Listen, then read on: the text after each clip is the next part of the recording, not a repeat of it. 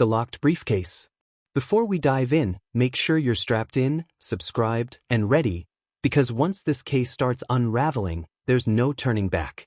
The first call came in just after sunrise. A long-haul trucker heading west along an empty stretch of Highway 47 reported something lying on the shoulder, a metal briefcase, scuffed, dented, and placed almost deliberately beneath a road sign warning drivers about falling rocks. Deputies initially thought it was trash, maybe something tossed out of a moving car. But the moment Deputy Carla Hensley lifted it off the ground, she felt the weight. This wasn't empty.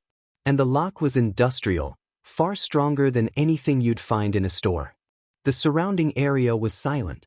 No skid marks, no abandoned vehicles, no signs of a struggle. Just that sealed briefcase, chilled by hours in the early morning cold. Hensley radioed it in, her voice tight with unease. Whatever this is, someone didn't want it opened. They brought it back to the county station. The sheriff, a 30-year veteran named Ron Maddox, immediately ordered a controlled opening. There was something unsettling about the way the case felt warm on the inside once the seal broke, almost like it had been locked only hours before. Inside, they found a stack of documents thick enough to be a book, each page meticulously typed, dated, and labeled with case numbers from 3 different states: Wyoming, Montana, and South Dakota. At first glance, it looked like a private investigator's file: summaries of witness interviews, photographs of crime scenes, autopsy excerpts, and timelines charting disappearances and unexplained deaths. But it was the pattern that sent a jolt through the room. These weren't random cold cases. Every single one involved a victim who had last been seen traveling along remote highways, rest stops, or freight corridors. Most of the cases had never been linked. Until now. Sheriff Maddox called for a regional task force to review the documents. That same afternoon, agents arrived from both state and federal units. They spread out the pages across the conference table. The room fell into a tense silence. Whoever compiled these files knew these cases better than anyone. They had time-stamped sightings that local departments had missed, noticed consistencies in tire impressions, and tracked a pattern in phone pings stretching back nearly a decade. But one detail froze everyone in place. Multiple pages referenced an unidentified whistleblower, someone who claimed to know exactly how these cases were connected and was preparing a full report to send to authorities. The last dated entry was 3 days before the briefcase was found. The note read, "I'm close. Too close. If something happens to me, this will have to speak for me." They searched the case for fingerprints. Nothing. No DNA, no hair fibers, no trace evidence at all. Whoever handled it had worn gloves and possibly sanitized the exterior. The trucker who found it insisted it wasn't there the night before, meaning it had been placed during the early hours, likely between 2 and 5 a.m. The documents included one final page clipped to the back of the stack. It listed coordinates, remote, off-grid, and buried deep in forest land that bordered 3 state lines. The investigators immediately planned an expedition. Before they could leave, Carla Hensley noticed something taped inside the briefcase's lining. A small, folded map with red markings winding through unpaved access roads. But it was the handwritten message scrawled across the bottom that made her heart race. "Don't follow the map unless you're willing to find what I found." Everyone in the room stared at one another, uncertain if this was a warning or a threat. And then Carla unfolded the last crease of the map and saw a name written in the corner. A name belonging to someone they all knew. Someone who should have had nothing to do with any of this. Someone from their own department. The room fell silent as every set of eyes locked onto the name scribbled in the map's corner. Detective Owen Riker. A veteran investigator. A man with a spotless record, known for solving the kinds of cases everyone else gave up on. He had been with the department for over 15 years, respected, steady, the last person anyone would expect to be tied to a trail of unsolved crimes stretching across 3 states. Sheriff Maddox's jaw tightened. Riker wasn't on shift that morning. He hadn't been answering his phone, either. But nobody wanted to jump to conclusions, not about one of their own. Still, the timing was too precise to ignore.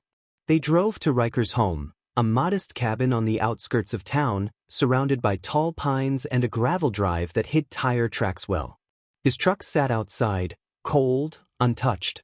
The front door was locked, the curtains drawn. Carla knocked. No answer. Maddox gave the order to enter. Inside, the house was eerily clean. Too clean.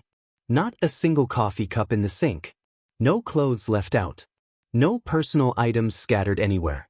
It looked staged, like Riker had either left days ago or had never lived there at all. Then Carla noticed something, a faint indentation in the layer of dust on his dining table. The shape of a metal rectangle. The exact size of the briefcase. They searched the bedroom next. At first, nothing stood out. But when they opened the closet, a single suitcase was missing from the shelf. And on the carpet was something small, a torn piece of paper no bigger than a matchbox label. Carla kneeled, squinting at the ink. A number. Coordinates. Different from the ones found in the case. Back at the station, the task force split into two teams, one to follow the coordinates from the briefcase, the other to trace the new coordinates found in Riker's home. The unspoken fear hung in the air. Was Detective Riker the whistleblower? Or was he running from something darker? Carla joined the team tracing Riker's coordinates. They drove through forest roads that twisted like serpents, each mile feeling more isolated than the last. By the time they reached the endpoint, the sun had begun to dip behind the treeline. What they found there wasn't a cabin or a hideout. It was a buried metal drum. Part of it stuck out from the earth, rusted and dented like it had been unearthed before. They dug around it cautiously, lifting the lid with gloved hands. Inside were dozens of photographs sealed in plastic. Images of victims from the cold cases in the briefcase. Except these were originals. Uncropped, unstamped, and far more detailed than the versions found in official archives. There were also voice recorder tapes, each labeled with a date and a location. The earliest tape was from 9 years prior. The most recent was from just 3 weeks ago. Back at the station, the second team reached their destination. Their coordinates led to an old firewatch tower long abandoned and half collapsed. On its rusted stairs, they found fresh boot prints, then blood. Just a smear. Nothing more. But what waited at the top was worse. A backpack containing Riker's badge, his wallet, and a burner phone with a cracked screen. The phone still had battery. And on it was a single unsent message. They know who I am. I shouldn't have waited this long. The teams regrouped at headquarters that night. The evidence didn't align. The drum suggested Riker was documenting the truth. The abandoned tower suggested someone was hunting him. The briefcase suggested he planned to expose everything. But then Carla noticed one more detail, on the photos from the metal drum. In the background of 3 separate victim images, far from obvious, barely noticeable, the same shadowy figure stood near the edge of the scene. Not Riker. Someone taller, broader, and wearing a jacket with a sheriff's department patch. A patch from their own county. And one of the patches was from a uniform that hadn't been worn in over a decade. A uniform belonging to a retired officer none of them had spoken to in years. The retired officer's name was Harlan Cutter, a man whose presence alone once commanded entire rooms. He'd left the sheriff's department 12 years earlier, citing burnout, but rumors had always followed him, whispers about his temper, his obsession with control, and the way he inserted himself into investigations even when he wasn't assigned to them. Still, no one had ever imagined his shadow might stretch into multiple states, or onto the edges of crime scenes no one knew were connected. Sheriff Maddox stared at the old personnel file laid out on the table. Cutter's record wasn't spotless, but it wasn't damning either. A few reprimands for procedural overreach. One suspension for unapproved field investigations. Nothing remotely suggesting involvement in homicide. But the truth was in the photographs. In the angles. In the timestamps. Cutter had been present, lurking, near victims he should have had no reason to know existed. Carla broke the silence. Where is he now? Maddox exhaled slowly. He owns a hunting cabin off Ridgewater Trail. Completely off-grid. They left immediately. Ridgewater was a place locals avoided. Thick forest. No cell signal. Narrow dirt paths barely wide enough for a patrol SUV. The moon carved faint silver lines across the trees as they drove deeper into the woods. Every crunch of gravel under their tires felt like a warning.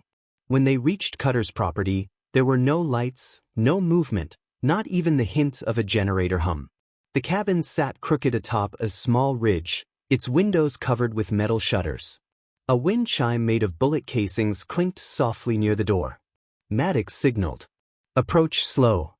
Carla and 2 agents circled the property. Behind the cabin, they found something that made the hair on their arms rise, fresh tire tracks leading into the trees, disappearing down a ravine trail. Cutter had been there. Recently. Inside the cabin, the air was stale, heavy with dust and old wood smoke. The space was cluttered with maps, marked highways, and dozens of newspaper clippings pinned to the walls. Some clippings were decades old. Some were new. All were about missing travelers or cold cases. "It's like he was cataloging them," Carla whispered. But the real discovery lay beneath a loose floorboard under Cutter's cot. A metal storage box. Inside were items that made every investigator freeze. Confiscated evidence tags. Keys from impounded vehicles. A lockpicking kit. And at the bottom, a photo taken inside a diner dated 6 months ago. Detective Owen Riker sitting across from Harlan Cutter. Riker didn't look afraid. He looked determined. Carla's stomach dropped. They knew each other. More photos revealed meetings between them across state lines. Riker handing Cutter files. Cutter pointing to maps. Both men leaving in separate cars. It wasn't a partnership, it was a transfer of information. Riker had been feeding Cutter details about cold cases long before the briefcase ever appeared. Then they found the journal. Cutter's handwriting was jagged, frantic. The entries painted a story no one had expected. Cutter believed a serial predator had been hunting isolated travelers for years, cleverly manipulating crime scenes to look unconnected. Cutter had followed the trail for a decade, but the department dismissed his theories as paranoia. Riker was the only one who believed him, and later, the only one willing to help him. But the entries grew darker. Cutter wrote that he discovered someone inside law enforcement was supplying the predator with inside information, tips on patrol routes, planned checkpoints, and investigative blind spots. Cutter never named the mole. Instead, he wrote a chilling line. "I've told Riker everything. He's the only one I trust. If I disappear, he'll finish what I started." Carla stepped back, feeling a cold coil tighten in her chest. If Cutter was telling the truth, then Riker wasn't running from guilt. He was running from someone powerful enough to silence him. A branch snapped outside. Maddox held up a hand. Everyone froze. Footsteps approached the cabin, steady, confident, closing in. A silhouette passed the boarded window. A tall figure, broad shoulders. Then a voice called out. Familiar. "Sheriff Maddox. Step out. We need to talk." It was a deputy from their own department. A deputy who should have been nowhere near Ridgewater. Carla exchanged a look with Maddox. The realization hit them both at once. The mole wasn't Cutter. It wasn't a ghost from the past. It was someone standing outside right now. Gun drawn. Ready. As Maddox tightened his grip on his holster, Carla glanced down at Cutter's final journal line, barely visible in the flashlight beam. "The truth is closer than you think. And it wears a badge." Outside, the door handle began to turn. And the screen went black.